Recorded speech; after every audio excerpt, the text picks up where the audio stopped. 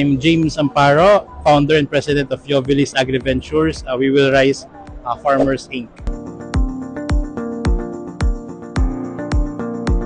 For 2 years na. I started in Agri. In-invite ako ni Sec William Dar to be the big brother for Kapatid Angat Lahat Agri program. So, doon nag-start na and I enjoy na. Halos wala akong absent yata na so mentoring. I really like the mentoring sessions no sa mga mentees natin and yung nabubuksan yung mata ng mga mentees. No, like for example, I have this one mentee na hindi niya pa alam kumikita siya ng 40,000-50,000 a month net. So, hindi niya saan napupunta yung pera, ganyan. And we have mentees naman na natulungan na natin, di ba? Na ngayon bumabalik. So, sir, thank you. Ayun yung sobrang encouraging. Sabi niya, thank you, sir. Ang dami kong natutunan. Sana makausap namin kayo even outside pa dito, no? So, ayun yung mga masasayang moment. So, nakakatuwa na gano'n na nakakapag